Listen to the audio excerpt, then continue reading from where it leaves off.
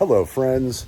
Want to share a story with you. I received a phone call yesterday from a client, a friend, someone who relocated to Florida during the height of the pandemic when they were when they were allowed to work remotely.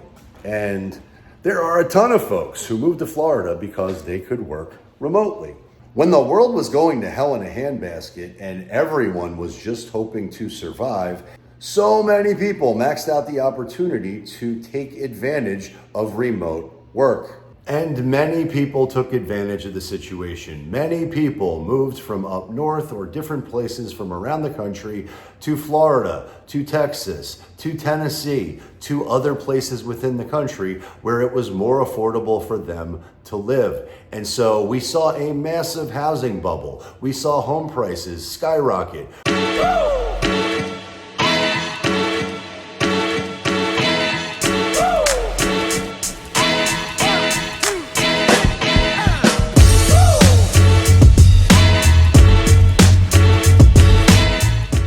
And if you've been watching for a while, you know exactly what happened because I've been talking about it for a long time. And the government did what they did. They printed money, they did stimulus, they injected the system with a tremendous amount of capital and liquidity. And for the first time in history, they brought interest rates, mortgage interest rates. They loosened Fed policy so much that the cost of lending was damn near zero. The cost to acquire capital was almost nothing. And mortgage interest rates went to all-time lows, which created a massively competitive market in many of the cities that I previously mentioned.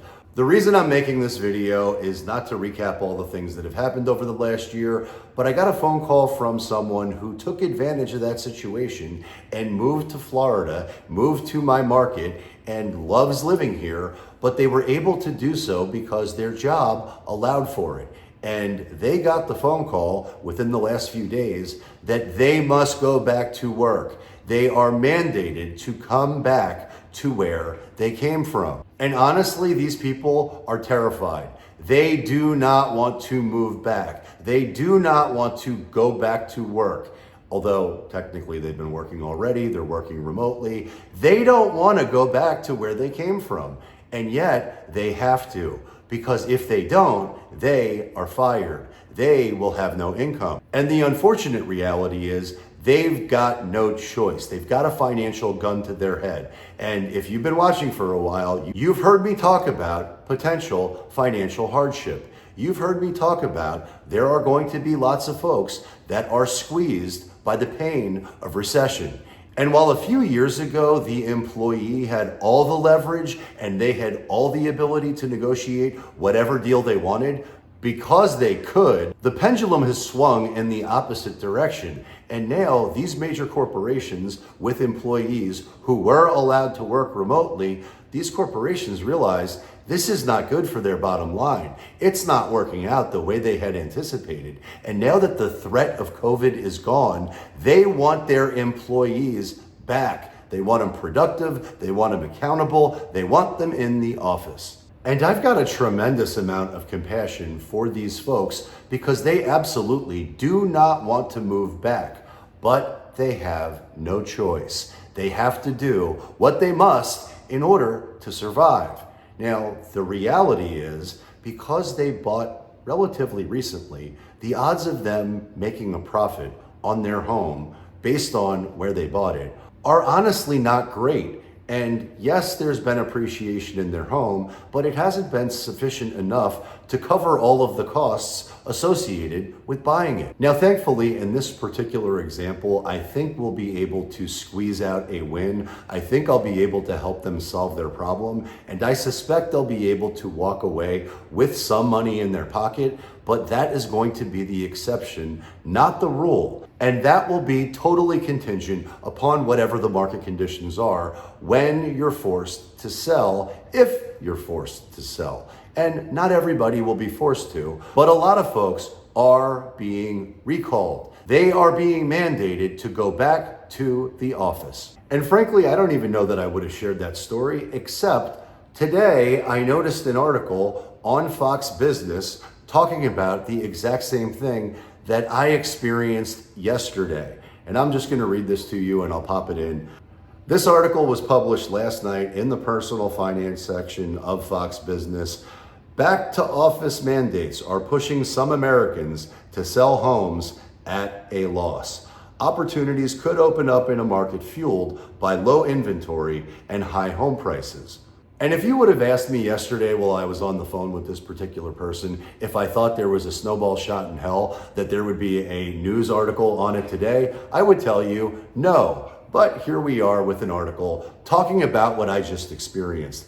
In a housing market plagued by record low availability, home buyers could see more listings as back to office mandates force sellers to find a deal sooner, even if it means taking a loss. And nobody wants to take a loss. But the market doesn't care whether you take a loss or not. The market is always right. And if your employer forces you to take a loss, well, then you get what you get and you keep your job, you keep your income, you survive. But I suspect there's going to be a lot of folks that take the L. But the article goes on to say, return to work policies are encouraging 1 in 10 of U.S. home sellers to move, and that major employers have issued back to work mandates that require employees to return to their offices at least part-time.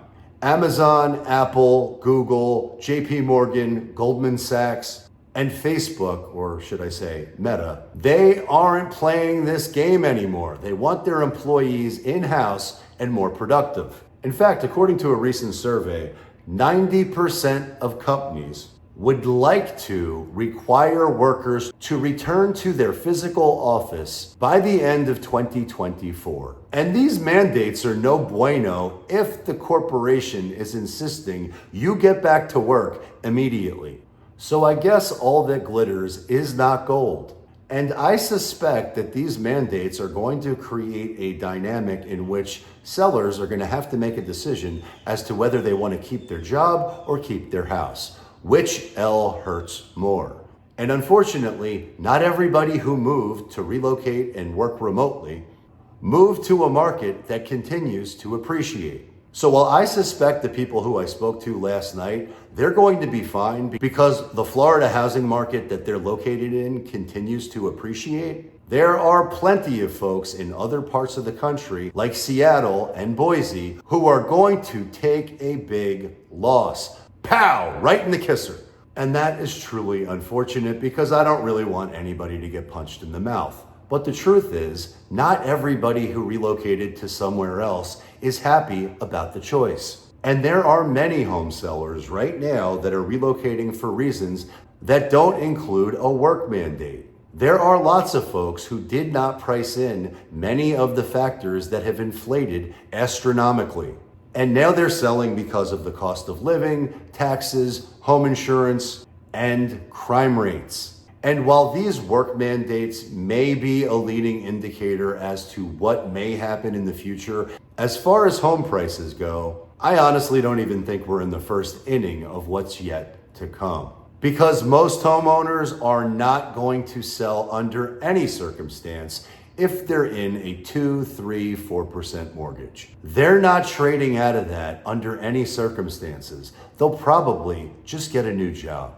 And many of those folks who relocated are never moving out of Florida because they want nothing to do with losing the freedom that Florida affords. They don't want to go back to the woke politics that exist in other states. And they want nothing to do with the increased taxes or restrictions that exist in other states. But there is no right or wrong. It's simply what's right for you.